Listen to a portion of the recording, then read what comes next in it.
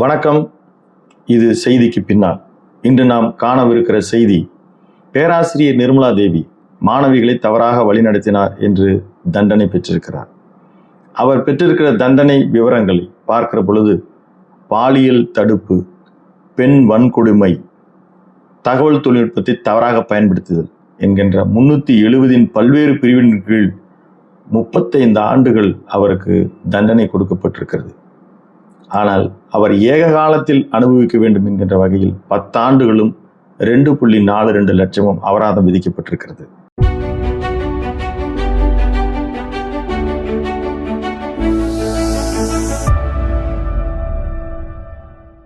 மாணவிகளை நிர்மலா தேவி தவறாக வழிநடத்தினார் என்றால், இந்த தவறாக வழிநடத்திய நிர்மலா தேவியை தூண்டியது யார்?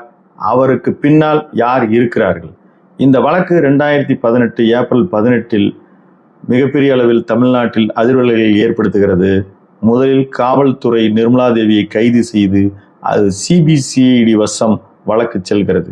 இதற்கிடையில் இந்த வழக்கில் உயர்துறை கல்வி அதிகாரிகள் மட்டுமின்றி கவர்னர் பெயரும் அடிபடுகிறது. அன்றைய கவர்னராக இருந்த மேதகு பன்வாரிலால் புரோஹித் அவர்கள் தானாக முன்வந்து ஒரு விசாரணை கமிஷன், நீதிபதி சந்தானத்தின் தலைமையில் ஒரு நபர் விசாரணை கமிஷனை அமைக்கிறார். பல்கலைக்கழகங்களின் வேந்தர் என்ற அடிப்படையிலையும் தமிழ்நாட்டின் கவர்னர் என்கின்ற அடிப்படையிலையும் தான் இந்த விசாரணை கமிஷனை அமைத்தேன் என்று செய்தியாளர் சந்திப்பில் தனக்கு அந்த உரிமை இருக்கிறது என்று அவர் தெரிவித்திருந்தாலும், நீதிமன்றத்தில் தமிழ்நாடு அரசு அந்த வழக்கு விசாரணை அறிக்கையை சமர்ப்பதற்கு தடை செய்தது. அந்த அறிக்கையில் இருக்கும் செய்தி என்ன? இன்று வரை எவருக்கும் தெரியவில்லை. இந்த வழக்குக்கு வருவோம். இந்த வழக்கில் நிர்மலா தேவி அவர்கள் தன்னை முதலில் தூண்டியதாக யார் சொல்லி இந்த செயலில் நான் ஈடுபட்டேன் என்று அவர் சொல்லியது உதவி பேராசிரியர் முருகனையும் அன்று ரிசர்ச் ஸ்காலராக இருந்த கருப்புசாமி அவர்களின் தான். ஒரு ஆராய்ச்சி மாணவன், ஒரு உதவி பேராசிரியர் இந்த செயலை செய்ய தூண்டினார் என்று அவர்களும் கைது செய்யப்பட்டு அவர்கள் தண்டனை காலம் 1 ஆண்டுகள் சிறையில் கழிந்த பிறகு இன்று தீர்ப்பு சொல்லும் பொழுது சக ஊழியர்கள் பிறல் சாட்சியாக மாறியதின் காரணமாக கருப்புசாமியும் முருகனும் விடுவிக்கப்படுகிறார்கள். ஆனால் நிர்மலா தேவி மற்றும் குற்றவாளி என்று அறிவிக்கப்பட்டு தண்டனை வெளிவந்ததை நாளிதழ் வழியாகவும் ஊடகங்கள் வழியாகவும் நாம் அனைவரும் அறிவோம். ஆனால் நிர்மலா தேவி மட்டும்தான் இந்த வழக்கில் குற்றவாளியா? அவர் மாணவிகளை அவர் தவறான பாதைக்கு தூண்டினார். ஒரு மாணவியும் தான் இதில் பாதிக்கப்பட்டிருக்கிறோம் என்று தெரிவிக்கவில்லை. அப்படி ஒரு மாணவியும் பாதிக்கப்படாத காரணத்தினால் நிரபராதியாகிவிட முடியாது. 2 பெண் குழந்தைகளுக்கு தாயான நிர்மலா தேவி அவர்கள் ஒரு கல்லூரியின் விரிவுரையாளராக, ஏன் உதவி பேராசிரியராக இருக்கிற பட்சத்தில் அவர் அரசு உதவி பெறும் ஒரு கல்லூரியில், இன்றைக்கு அவர் 52 வயது, 6 ஆண்டுகளுக்கு முன்பு 46 வயதில் இந்த செயல்களை செய்திருக்கிறார். குறைந்தபட்சம் 1 லட்சத்திற்கு மேல் அவர் சம்பளம் இருந்திருக்க கூடும். எதற்காக அவர் இந்த செயலை செய்திருக்கிறார்? ஒரு கல்லூரி, உயர்கல்லூரி, ஒரு பல்கலைக்கழகத்தில் PhD கைடு என்கின்ற ப்ரொஃபசர்ஸ், அவர்களிடம் ஒரு மாணவி, ஒரு மாணவன் அவர் தவறானவராக இருக்கிற பட்சத்தில் சிக்கி கொண்டால் அவர்கள் அடிமைதான். அதுவும் பெண்ணாக இருக்கிற பட்சத்தில் பாலியல் தொந்தரவுகள், சீண்டல்கள்.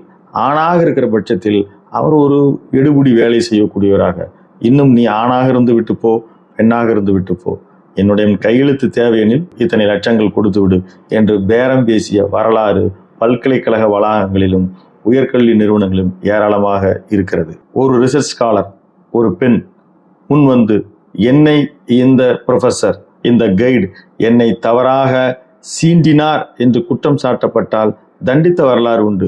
யாரை? அந்த மாணவியை. அந்த மாணவி அலைகழிக்கப்படுவார். 5 ஆண்டுகள் முதல் 7-8 ஆண்டுகள் வரை தாங்கள் செய்திருக்கிற ரிசர்ச் தீசிஸ் எந்த வகையிலும் சிக்கலாகிவிடக்கூடாது என்று உடன்பட்டு கண்ணீர் விட்ட கதைகள் உண்டு. ஆனால் எதிர்த்து தன்னுடைய PhDயை இன்கம்ப்ளீட்டடாக வெளியேறிய மாணவர்களும் உண்டு, மாணவிகளும் உண்டு. இந்த நிர்மலா தேவி வழக்கில் கவனிக்கப்பட வேண்டிய ஒரு நுட்பமான செய்தி என்றால், நிர்மலா தேவி ஒரு கைடும் கிடையாது. தவறான பாதைக்கு அழைக்கப்படுகிற மாணவிகளும் ரிசர்ச் ஸ்டூடெண்ட்ஸ் கிடையாது. அவர்கள் எல்லாம் இளங்கலை. ஒரு பிஎஸ்சி 1ஆம் ஆண்டு 2ஆம் ஆண்டு படிக்கிற மாணவர்கள். அந்த மாணவர்களிடம் பேசுகிற பொழுதே அந்த உரையாடுகளை கேட்க நேர்ந்தால், இதற்கு முன்னால் நான் இந்த மாதிரி செய்ததில்லை, இந்த அளவுக்கு நான் இறங்கி வந்திருக்கிறேன், எனக்கும் 2 பெண் குழந்தைகள் இருக்கின்றன என்கின்ற வகையில் இவ்வளவு கஷ்டப்பட்டு இவ்வளவு எந்த கட்டாயத்தின் அடிப்படையில் யாருக்காக நிர்மலா தேவி இந்த வகையில் செயல்பட்டிருக்க கூடும்? அது ஏன் எந்த வகையில் வெளிவரவே இல்லை?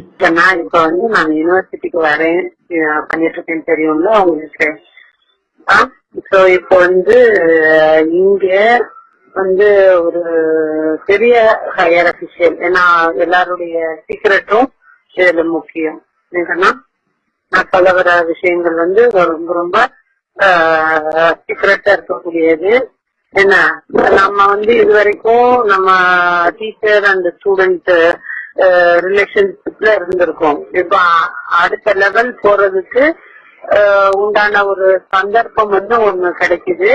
அப்போ இது வரைக்கும், அதாவது அகாடமிக் சைடு இது வரைக்கும் உங்களுக்கு நான் எந்த அளவுக்கு சப்போர்ட்டிவா இருந்திருக்கேனோ, இப்போ அதே மாதிரி ஒரு ஆப்பர்ச்சுனிட்டி வருது.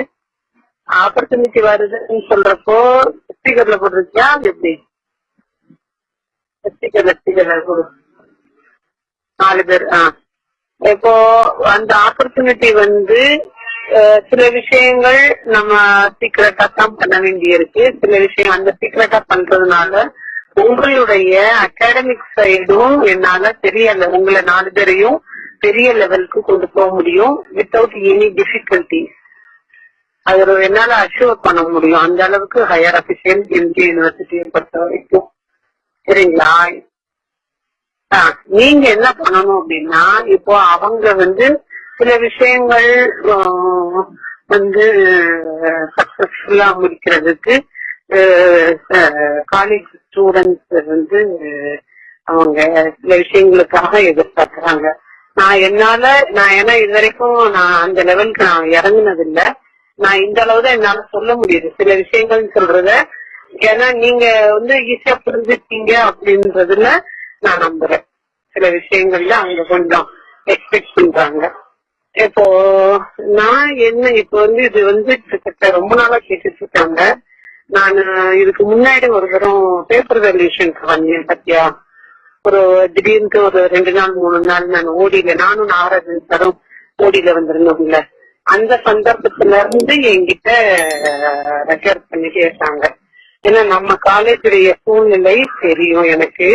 என்ன இப்போ இந்த விஷயம் வெளியே தெரிஞ்சதுன்னா கண்டிப்பா உங்க யார் யாரு இதுல இன்வால்வ் ஆயிருப்பாங்க அவங்களுக்கு நெகட்டிவ் வர்றதுக்கு சந்தர்ப்பம் இருக்கு. பட் இப்போ எனக்கு இங்க எனக்கு அவங்க சில அசூரன்ஸ் கொடுத்துருக்காங்க. அதை பேஸ் பண்ணி உங்களை பெரிய லெவலுக்கு சொல்றேன். இப்போ எட் டு பி பினிஷ் இப்ப இன்னைக்கு தேதி 17. இன்னும் ஒரு 1.5 மாசம் தான். அப்போ பிராக்டிகல்ஸ் உங்களுக்கு இப்போ முடிஞ்சிடும். என்ன சொல்லியிருக்காங்க பிராக்டிக்கல் உங்களுக்கு? ஆமா 19 தானே. இப்போ அதுக்குள்ள உங்களுக்கு எல்லாமே உங்களுக்கு கை வைக்கக்கூடிய மெயினான இது முடிஞ்சிடும். அதனாலதான் இப்ப இந்த சந்தர்ப்பத்தை என்னால ஷார்ப்பா பேச முடியுது. நல்ல அத நான் பண்றேன் அப்படின்னு சொல்லியிருந்தா கூட ஏப்ரல் வரைக்கும் இருக்கும். இப்போ முதலையே முடிஞ்சிருது. இன்னும் தியரி தான். அந்த தியரியில கூட உங்க மார்க்ல கை வைக்காத அளவுக்கு என்னால பண்ண முடியும். உங்க மார்க்ல கை வைக்காத அளவுக்கு பண்ண முடியுங்கிற கான்பிடன்ஸ் வந்ததுக்கு அப்புறமே தான் நான் இந்த ஸ்டெப் நான் எடுக்க ஆரம்பிக்கிறேன். ஏன்னா எப்படியும் அது எஸ்பெஷலி இது இருக்கு. ஏன்னா அதாவது நீ அந்த மாதிரி நடந்துக்காதான். அந்த மாதிரினா அந்த மார்க் சைட்ல சில விஷயங்கள்ல நடக்காத. என்ன மற்றபடி பினான்சியலும் நல்ல சப்போர்ட்டிவ் இருக்கும். நல்ல சப்போர்ட்டிவ் நீங்க எதிர்பார்க்காத அளவு இருக்கு. என்ன இன்னும் கொஞ்சம் பேசணும். ஏன்னா அதனாலதான் அந்த இது கூட என்னால சொல்ல முடியல. பினான்சியலும் நல்ல சப்போர்ட் இருக்கும். அகாடமிக்கலும் நல்ல சப்போர்ட் இருக்கும். பட் நீங்க இது வெளியே 4 பேருக்கு தெரியாத அளவுக்கு, அதாவது உங்க அப்பா அம்மா சொல்லி செய்வீங்களா சொல்லாம செய்வீங்களா அப்படின்றது எனக்கு கொஸ்டின் மார்க்.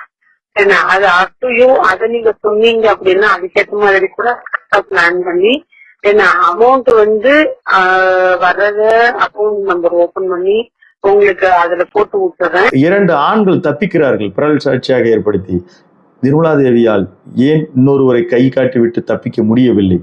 எது அவரை இந்த தண்டனையை ஏற்புக்கு உள்ளடக்கியது? அவர் ஆடியோவில் அவர்கள் குரல்கள் நான் பேசியதுதான் என்று அவர் ஒப்புக்கொண்டதன் வாயிலாக குற்றத்தை அவர் ஒப்புக்கொண்டிருக்கிறார். தான் யாருக்காக செய்திருக்கிறேன் என்கின்ற வகையில் ஏன் இந்த சிபிசிஐ உட்பட்ட காவல்துறையும் ஏன் விசாரிக்கவில்லை? அதை சொல்வதில் அவருக்கு ஏன் தயக்கம்? அவர் எந்த வகையிலாவது பிளாக்மெயில் செய்யப்பட்டாரா? தற்பொழுது நிர்மலா தேவி அவர்களும் மேல்முறையீட்டுக்கு சென்றிருக்கிறார். இந்த அரசு தரப்பிலும் இந்த வழக்கிலிருந்து விடுவிக்கப்பட்டிருக்கிற முருகன் மற்றும் கருப்புசாமி அவர்களுக்கு எதிராக வாதாடக்கூடும் என்று அவர்களும் மேல்முறையீட்டுக்கு செல்கிறார்கள். நிர்மலா தேவி அவர்கள் செய்தது முழுமையான தவறு. அவர் மாட்டிக்கொண்டார். ஆனால் செய்ய தூண்டியவர் ஏன் எந்த விசாரணை வளையத்திற்கும் வராமல் எப்படி எளிதாக தப்பிக்கிறார்கள்? பல்வேறு பல்கலைக்கழகங்களிலும் பல்வேறு ரிசர்ச் ஸ்காலர் என்று சொல்லக்கூடிய பிஹெச்டி ஸ்காலர் அனைவருக்குமே, அதுவும் ரெகுலர் பார்ட் டைம் செய்யக்கூடிய கைடை அதிகமாக சந்திக்கக்கூடிய பெரும்பாலான மாணவர்களுக்கு இந்த தொந்தரவுகள் இருந்திருக்கின்றன. இந்த காணொளியை பார்த்து கொண்டிருக்கின்ற பெரும்பாலான ஆராய்ச்சி மாணவர்களுக்கு நிச்சயமாக தெரியும், வெளிப்படையாக ஒப்புக்கொள்ள மாட்டார்கள். நாம் குற்றம் சாட்டுவது அனைவரையும் அல்ல. ஒரு தவறான எண்ணத்தோடு பல லட்சங்கள் சம்பளம், ஒரு கல்லூரி பேராசிரியர் என்பவருக்கு, பல்கலைக்கழக பேராசிரியர் என்பதற்கு பல லட்சம் சம்பளம், 7 ஆண்டுகள் 5 ஆண்டுகள் கடினமாக உழைத்து அவர்கள் தங்களுடைய தீசிஸை கொண்டு கொடுக்கிற பொழுது ஒரு கைடுக்கு சர்வ வல்லமையான அதிகாரம் கொடுக்கப்பட்டிருக்குது. மிகச் சமீப காலத்தில் அது மாற்றமும் செய்யப்பட்டிருக்கின்றன. ஒரு ஸ்காலர் நினைச்சால் தன்னுடைய கைடை மாற்றிக்கலாம். ஆனால் எதுவும் எளிமையாக இருப்பதில்லை. மிகச்சரியான ஆராய்ச்சி கட்டுரைகள் வருவதில்லை. ஆராய்ச்சிகளை செய்வதற்கு மாணவதற்கு பல்கலைக்கழகங்களில் பல்வேறு இடவசதிகள், பல்வேறு பண உதவிகள் குறைக்கப்பட்டிருக்கின்றன என்கின்ற தரவுகள் எல்லாம் செய்யப்பட்டிருக்கின்ற இந்த காலத்திலும் கூட இந்த மட்டத்தில் மாட்டியிருக்கிற இந்த செயல் உண்மையாலுமே பல்கலைக்கழகத்தில் நடைபெறக்கூடிய பாலியல் சுரண்டல் எதுவுமே வெளிவரவில்லை. இந்த நிர்மலா தேவி வழக்கின் வழியாக நாம் கவனிக்கப்பட வேண்டிய விஷயம், இன்னும் கல்லூரிகளில், உயர்கல்லூரிகளில் மிக அதிக கவனமாக குற்றம் சாட்டுவதற்கு அல்லது தங்கள் குறைகளை கிரீவன்சி செல் மிக சரியாக அமைக்கப்படவில்லை. மிக ஆழமாக நுட்பமாக இது கவனிக்கப்பட வேண்டிய விஷயம் என்ற கவனத்திற்கு கொண்டு வந்து நிர்மலா தேவி வழக்கின் வாயிலாக மிக நுட்பமாக விரிவாக உயர்கல்வி பல்கலைக்கழகங்கள் கண்காணிப்பு வளையத்தில் வைக்கப்பட வேண்டும். ஒரு குறை தீர்க்கும் ஆணையம், குறிப்பாக பெண்களுக்கு தங்கள் குறையை முறையிடுவதற்கான மிக சரியான அமைப்பை நிர்மாணிக்க வேண்டும் என்று சுட்டிக்காட்டி மீண்டும் ஒரு செய்திக்கு பின்னால் நிகழ்ச்சியில் சந்திப்போம். நன்றி, வணக்கம்.